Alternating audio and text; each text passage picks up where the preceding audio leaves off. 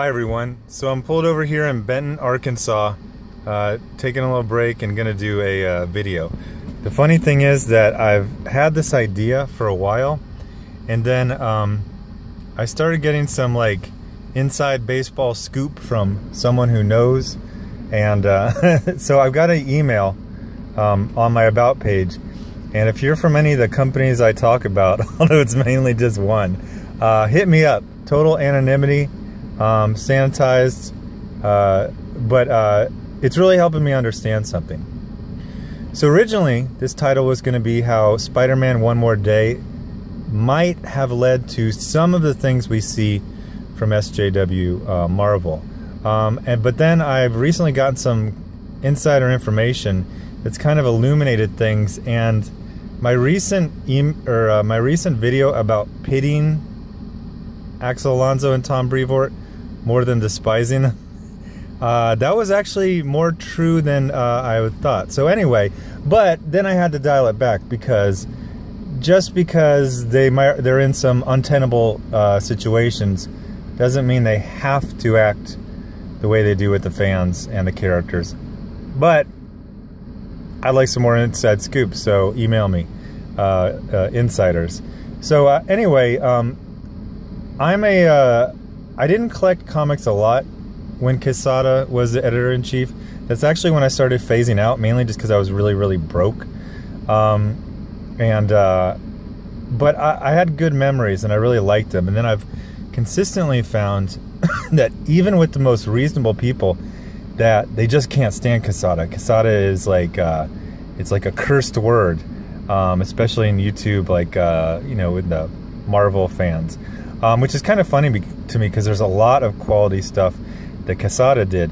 But he did One More Day, and man, his reputation is shot apparently forever.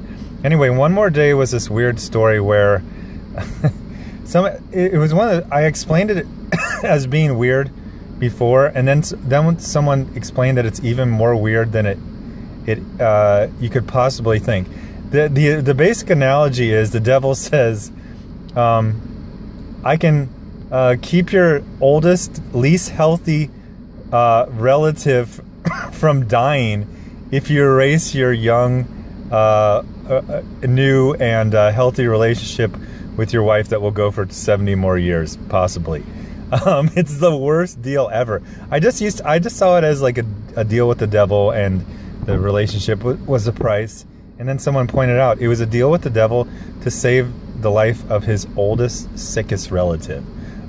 So it's like, okay. So anyway, basically Quesada and his boys, they didn't like Peter Parker being locked down in a relationship. By that time, Peter Parker, it had been like 20 years since he got married, in an annual, actually, in like 1987 or 86.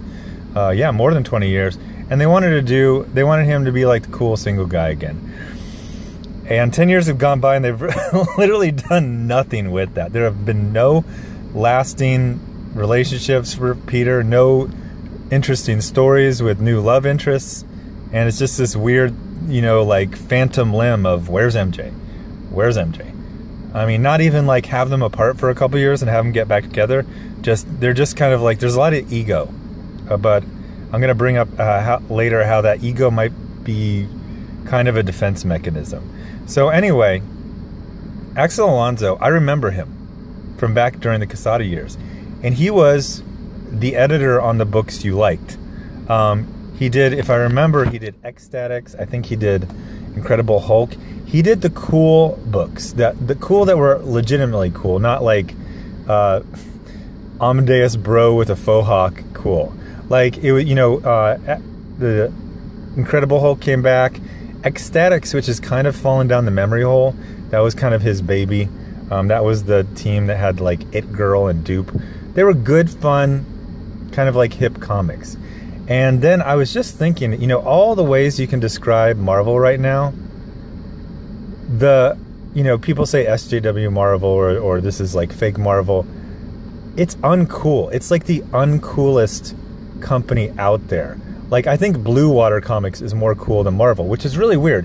The editor-in-chief is the guy who 10 years ago did all the cool comics of Marvel. And he seems like, actually he seems kind of cold-hearted from he seems very standoffish. But anyway, I was like, how does the young cool editor become like just a total SJW joke of like a disaster of an editor-in-chief? And one of the things I think is that Alonso and Brevoort, they were kind of working their way up, and they were coming up into those leadership positions, and they saw Quesada, who had basically saved Marvel, along with Avi Arad and a whole bunch of people in the late 90s. It was a very complicated story. I'm still trying to figure it out. But Quesada really kind of saved the comics division. And if you look at Alonso and Brevoort, they saw a guy come up, save the division, and then just get, just all anyone remembers is the big storyline that they don't like. So if you want to understand why Alonso and Brevoort loathe the fans, I mean openly, Brevoort's a lot more active about it. Supposedly he's chilling out on Twitter. This actually might be a director from on high. But Alonso just keeps everyone at arm's distance. But I think really coming out, that's a very significant thing, where you're looking at things that happen to superiors. I saw this in the military all the time, and it really has an effect on, the lower ranking people. And even just like one rank below, you kind of say, oh, well, if that can happen to this guy, it can definitely happen to me. So why put myself in a situation where that can happen? Quesada also had he had the easier earlier years of the internet and just the very, very beginning of social media. And he kind of caught the whirlwind from when, Twitter and Facebook just kind of started being a big deal. So I think Alonso just kind of read the terrain. It was just like, yep, to hell with that. And I pre-hate all the fans for all of their reactions. And then Brevoort just, I think he just kind of revels and he just revels in hating him. Now, at 7 minutes in, that was basically my entire point for this idea that I've had for a couple of weeks. And then I got some inside baseball information. I have a couple of sources. I would like more. But they've been very, very helpful. And one of the things is that it turns out that I think a lot of the anger and loathing and hatred of the fans from Alonso and Brevoort. Okay, so here's this is the one that surprised me. And my son even said, why are you surprised by that? And then I explained it more. And he goes, oh, yeah, that is weird.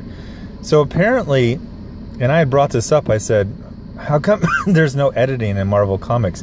How come it seems that they are only hirers and firers? And it turns out that from my inside source, that's basically what it is. The editors and even the editor-in-chief, ever since Disney came aboard, they've very much been nerfed in video game terms.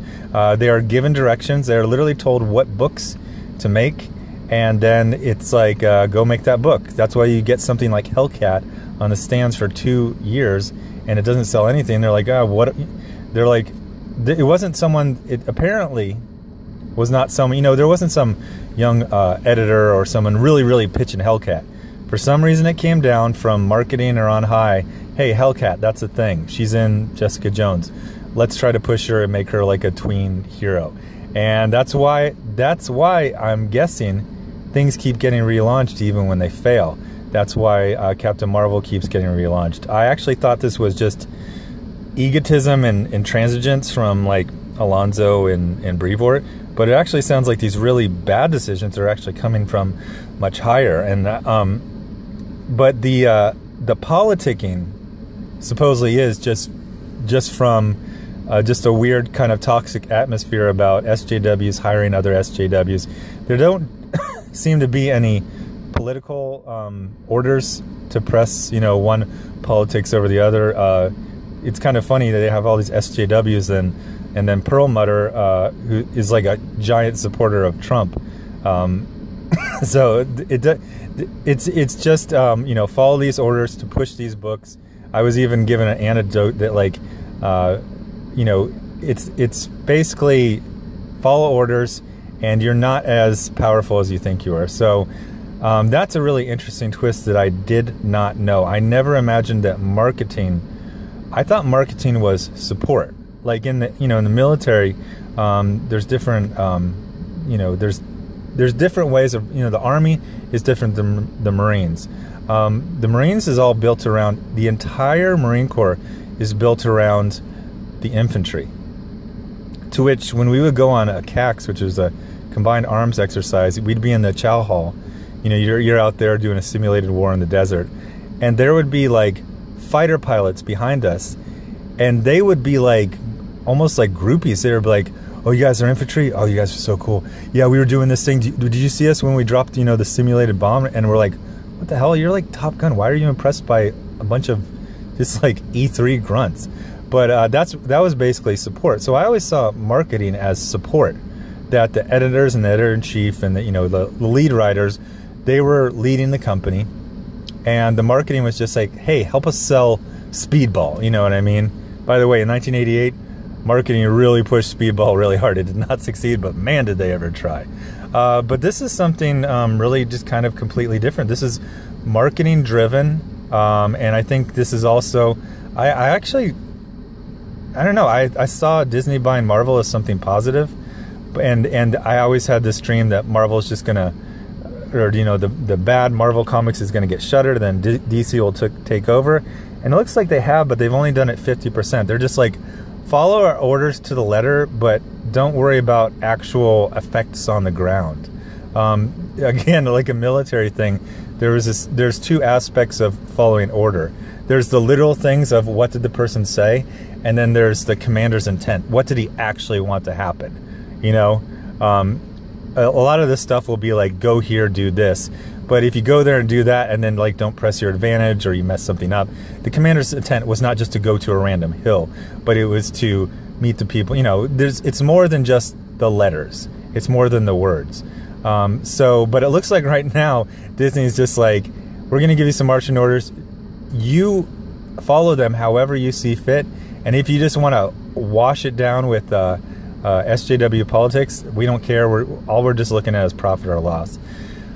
The other there's some more interesting things though, but I'm going to kind of sprinkle them in other videos so it doesn't like give anyone away. The funny thing is, like I said, you would think that more information would say, "Oh, that evil Alonzo," but actually it kind of humanizes his situation, and it explains things, because like I said, it doesn't make sense that someone would come, somebody would be like cool hip editor, and all of a sudden they're just like, sell books nobody wants.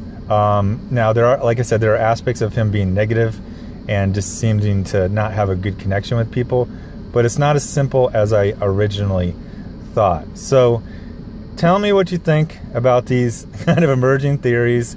Tell me if you're surprised that Disney seems to have such of a heavy hand. I mean, Disney going down through the Marvel, ranks has such a heavy hand on the books themselves. I don't know, maybe I'm naive. I was actually surprised by that. Tell me what you think about One More Day. I actually didn't read it. I did one of those things where I heard the storyline and I just kind of rolled my eyes like, whatever. I think I just picked it up to flip through it. I wanted to see the scene where the devil said, gave that terrible offer. I mean, who would take that? That's a terrible offer. Like, you're going to have, stay with Mary Jane. You're going to have kids. They're going to have kids. It's going to all be a family. It's like, oh, no. I need to get my most frail relative 9 more months of life. Instead of having a marriage that'll last for 50 or 60 years, create 2 or 3 kids, have about 10 grandkids, and their grandkids, like 30 of them. No. But anyway, tell me what you think about this theory. Oh, and seriously, if you're an insider, current or past, email me. You saw the inside baseball scoop I get. It's impossible to identify who I got it from. So, it'll be sanitized. I'll just use the concepts, or not the concepts, like, is it corroborating something that I've theorized, or is it actually leading me in a different avenue to kind of hone in on things? Because one thing I found consistently from my sources, but is that nobody really wants, I mean, people love the Marvel characters and they want Marvel to be good, and we're very forgiving. If Axel Alonso and Brevoort and all the people up in the, chain of command, they listen to these videos and they hear something like that and they take something seriously. Because one thing I've heard is that they don't feel, and it doesn't seem when you're inside, that people are doing things from malice. They genuinely think they're doing good books, and they're very confused why they're not succeeding, which might be why they just keep relaunching things. You know, maybe people just didn't get it. People just didn't get how super masculine Captain Marvel, being humorless, is a great character. So let's just keep going back 4 or 5 times. So that to me was kind of endearing, and I actually hope people are listening, because like people have been saying, that the channel's off to a good start. And it's because it's a community. I'm reading comments, it's informing the videos, then people kind of basically edit me through. They say, go in this direction, go in that direction. I think you're wrong about this. I think you missed this. And then things like the emails, they really help hone in. I really do feel like everyone wants Marvel to succeed and to be the Marvel that we all love. Not necessarily the Marvel of the past, but the Marvel that's as good as it can be. Because it's underperforming. I think a computer would say Marvel is underperforming. So thanks for watching, and I'll have some more videos up later tonight.